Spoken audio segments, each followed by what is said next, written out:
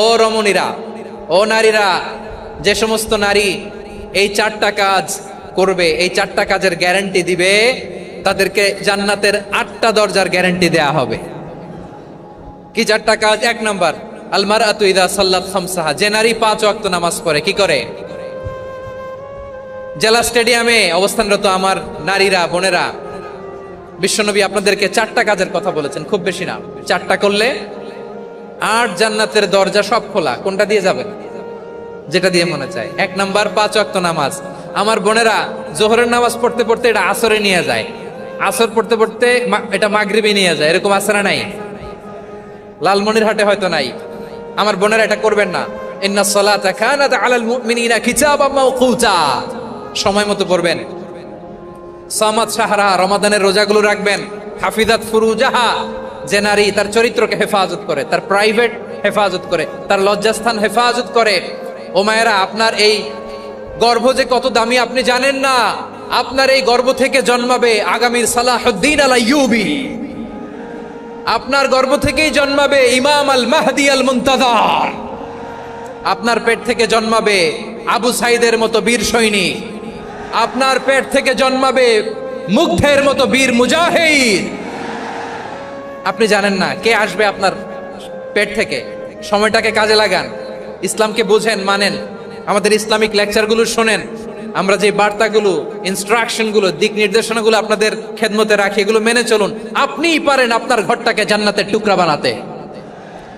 একটা family, it's a very big institution and you are the MD, the managing director of this institution. চিল্লায় বলেন ঠিক কিনা? চাইলেই পারেন ঘরটারে জান্নাতের টুকরা বানাতে। 5 ওয়াক্ত সালাত, রমাদানের রোজা, নিজের চরিত্রের হেফাজত, ও আতাআত বালাহা, স্বামীর আনুগত্য। এটাতে অনেকে ভুল করে থাকে। হায় রে আমার বোনেরা, স্বামীর আনুগত্যকে এটা নিজের অপমান মনে করবেন না। আপনার স্বামী আপনার সবচেয়ে বড় গার্ডিয়ান, তিনি আপনার সবচেয়ে ভালো চায়। নারী কখনো গার্ডিয়ানশিপের বাইরে থাকতে পারে না। হয় আপনি বাবার গার্ডিয়ানশিপের ভেতরে, বাপ না থাকলে ভাই আপনার গার্ডিয়ান, ভাই না থাকলে চাচা গার্ডিয়ান, বিয়ের পরে আপনার স্বামী আপনার গার্ডিয়ান। শরিয়া সম্মত স্বামীর আদেশগুলো আপনি মেনে চলবেন, কিন্তু শরিয়া বিরুদ্ধ কোনো আদেশ মানতে আপনি বাধ্য নয়। আওয়াজ করে বলুন সবাই ঠিক কিনা? এই 4টা কাজ যদি কোনো নারী করে, বিশ্বনবী বলেন জান্নাতের 8টা দরজা খোলা। তোমার যেটা দিয়ে মনে চায় সেটা দিয়ে জান্নাতে তুমি এন্ট্রি নিতে পারবা। যিনি ঘরের ভেতরে বিশ্বনবীকে সান্ত্বনা দিতেন, ভালোবাসা দিতেন, বাইরে গেলে কোরাইশরা বকাঝকা করে, অত্যাচার করে, কিন্তু আম্মাজান খাদিজা রাদিয়াল্লাহু তাআলা আনহা ঘরটারে এমন শান্তির নীর বানায় রেখেছেন, এই ঘরের ভিতরে ঢুকলে বিশ্বনবীর কলিজাটা ঠান্ডা হয়ে যেত। এজন্য রব্বুল আলামিন বলেন, খাদিজা, ও আমার বান্দি খাদিজা, জান্নাতে এমন স্পেশাল একটা ঘর আমি তোমার জন্য রেডি করে রেখেছি। ওই ঘরের মধ্যে কোনো আওয়াজ নাই, ওই ঘরের মধ্যে কোনো নয়েজ নাই, ওই ঘরে কোনো বিশৃঙ্খলা নাই। কারণ মক্কার জমিনে আমার নবী কুরাইশদের বিশৃঙ্খলা, নয়েজ আর ঝামেলাগুলোকে উপেক্ষা করে যখন তোমার ঘরের ভিতরে ঢুকতো, ঘরটারে তুমি শান্তির নীর, ঠান্ডা, নীরব, নিস্তব্ধ, নিঝুম আর শান্তির নীর বানিয়ে রেখেছো। এজন্য জান্নাতে স্পেশাল একটা শান্তির নীর আমি তোমারে উপহার দেব। ওই প্রিয়তমা স্ত্রী খাদিজা ইন্তেকাল করলেন, বিশ্বনবীর হৃদয় ভেঙে খান খান। আবার ওনার চাচা আবু তালেব ইন্তেকাল করলেন, যিনি পলিটিক্যাল শেল্টার দিতেন নবীকে। কে দিতেন? আবু তালেবের ভয়ে, বিশ্বনবীর এই চাচার ভয়ে কোনো মুশরিক নবীর গায়ে হাত দেওয়ার সাহস পায় নাই।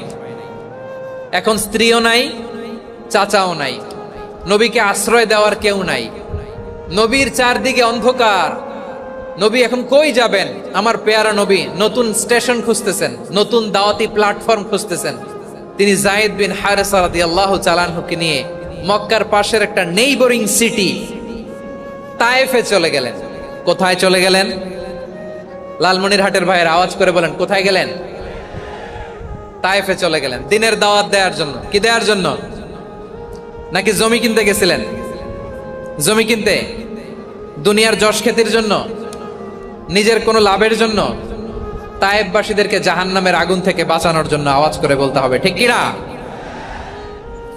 বিশ্বনবী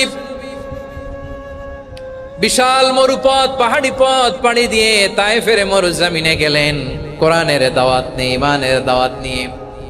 কিন্তু তায়েফের লোকেরা বিশ্বনবীর দাওয়াতকে শুধু প্রত্যাখ্যান করেই থামে নাই, তারা বিশ্বনবীর সাথে অত্যন্ত খারাপ আচরণ করেছে, বিশ্বনবীকে শারীরিকভাবে হেনস্থা করেছে, আমার নবীকে শারীরিকভাবে অত্যাচার করেছে, আমার পেয়ারা নবীর গায়ে পাথর মেরেছে, বিশ্বনবীর গা বেয়ে ঝরঝর করে রক্ত ঝরেছে, নবী জামিনের মধ্যে লুটিয়ে পড়েছেন, আবার মেরেছে, আবার নবী হাঁটতে শুরু করলেন, পেছন থেকে আবার মেরেছে, আবার নবী রক্তাক্ত হয়ে জামিনের মধ্যে লুটিয়ে পড়লেন, আবার মেরেছে। বিশ্বনবীর মতো এত সুশ্রী মানব, বিশ্বনবীর মতো এত শুভ্র মানব, বিশ্বনবীর মতো এমন চমৎকার দেহাবয়ব দিয়ে রব্বুল আলামিন কাউকে বানান নাই। এরকম চমৎকার মানুষটাকে তারা তায়েফের ওই জমিনে রক্তাক্ত করেছে। বিশ্বনবী দুনিয়ার কোনো স্বার্থের জন্য সেখানে যান নাই, নিজের কোনো লাভের জন্য, প্রাপ্তির জন্য যান নাই, তায়েফবাসীদের জাহান্নামের আগুন থেকে বাঁচাতে গিয়েছেন। ঠিক কিনা বলেন? প্রিয় ভাইরা, তায়েফের ছেলেরা নবীকে রক্তাক্ত করলো। আমার নবী কই যাবে? কই যাবে?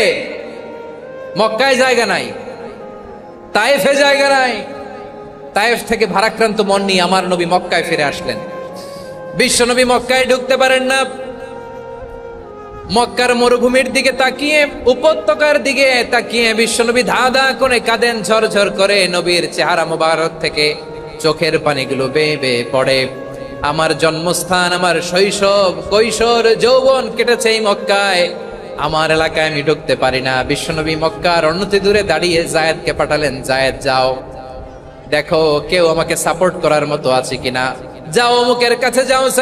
জায়েদ গেলেন, তারাও প্রত্যাখ্যান করে ফিরিয়ে দেয়। বিশ্বনবী বললেন যাও অমুক লোকের কাছে যাও, তিনিও প্রত্যাখ্যান করে ফিরিয়ে দিলেন। কেউ বিশ্বনবীকে আশ্রয় দিতে রাজি হয় না। নিজ জন্মভূমিতে বিতাড়িত বিশ্বনবী, সর্বশেষ বিশ্বনবী বললেন যাও মুতঈম ইবনে আদির ঘরে যাও।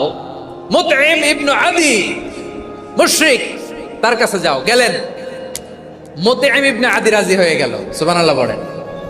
দেখেন, অনেক বিপদের সময়ও আমি নিজে সাক্ষী, সামাজিকভাবে, রাজনৈতিকভাবে কত ঝঞ্ঝা, কত ষড়যন্ত্র, কত কনস্পাইরেসি পাড়ি দিয়ে আমাদেরকে সামনে এগিয়ে যেতে হয়। এই শত্রুদের ভেতরেও একজনকে দাঁড় করিয়ে দেয় যে আল্লাহর কোরআনের জন্য রেডি হয়ে যায়। পড়েন সুবহানাল্লাহ। মুতঈম ইবনে আদি, আল্লাহ তার মনকে নরম করে দিলেন। মুতঈম বলে, মুহাম্মদ আমি তোমাকে আশ্রয় দিব। তার দুই ছেলেকে পাঠালেন, যাও খোলা তলোয়ার নিয়ে, স্কট দিয়ে, গার্ড অফ অনার দিয়ে মুহাম্মদকে মক্কায় ঢুকাও, আর বলো আমি আমান দেব। আমান কি দিব? আমান মানে সিকিউরিটি, নিরাপত্তা। সিকিউরিটি ছাড়া, আমান দেওয়া ছাড়া কেউ থাকতে পারতো না মক্কায়। দুই ছেলে বিষ্ণু ইসা ইসলামকে নিয়ে আসলো। নবী কাবার চারদিকে তাওয়াফ করলেন, নামাজ পড়লেন। আবু জাহেল, উতবা, শাইবা, ওয়ালিদ ইবনে মুগীরা সবাই দেখে, কেউ কিছু করতে পারে না। কারণ মুতঈম ইবনে আদি ঘোষণা দিয়েছেন, আমি মুহাম্মদকে আমান দিয়েছি, মুহাম্মদের গায়ে যেন কেউ স্পর্শ না করে। আওয়াজ করে পড়েন সুবহানাল্লাহ। নবীর এই বিপদ কালে মুহূর্তে মুতঈমের হৃদয়টারে নরম করে দিল কে? আচ্ছা, লালমনিরহাটের ভাইয়েরা বলেন, এই মুতঈম কি মুসলিম ছিল না মুশরিক? সবাই বলতে হবে, মুসলিম না মুশরিক? তাহলে মুশরিকের কাছ থেকে নবী পলিটিক্যাল অ্যাসাইলাম, আধুনিক রাষ্ট্রবিজ্ঞানের ভাষায় পলিটিক্যাল অ্যাসাইলাম, যেটাকে বলে রাজনৈতিক আশ্রয়, ওনার আমান বা নিরাপত্তার এই ঘোষণায় তিনি মক্কায় ঢুকলেন। যতদিন নিরাপত্তা ছিল ছিলেন।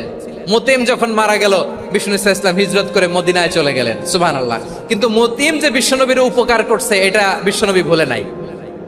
আমাদের অনেকে আছে, উপকার করার পরে আর খেয়াল থাকে না, খাওয়ার পরে গলা দিয়ে নামলে আর খেয়াল থাকে না। এরকম আছে না নাই? আমার নবী ভুলে নাই। বদরের প্রান্তরে 70 জন কাফেরকে যখন বন্দী করে বিশ্বনবীর সামনে হাঁটু গেড়ে দাঁড় করানো হলো, বসানো হলো, 70 জন কাফের। কয়জন? বিশ্বনবী তাদের দিকে তাকিয়ে বললেন, সহিহ বুখারীর বর্ণনা, লাউ কানাল মুতঈম ইবনে আদি হাইয়ান সুম্মা কাল্লামানি হাউলাই নাতনা লা তারাকতুহুম লাহু। বদরের প্রান্তরে 70 জন বন্দী কাফিরের দিকে তাকিয়ে আমার নবী বললেন, আজকে মুতঈম ইবনে আদি যদি বেঁচে থাকতো, আর তোমাদের 70 জনের ব্যাপারে যদি মুতঈম এক বাক্যে একটা সুপারিশ করত, তার সম্মানে আজকে তোদের সবাইকে আমি মাফ করে দিতাম। সুবহানাল্লাহ নাই? ওই যে চিল্লাচিল্লি যে কথা বোঝে নাই, কোন জিনিস মিস করছে ওরা নিজেরাও বোঝে নাই।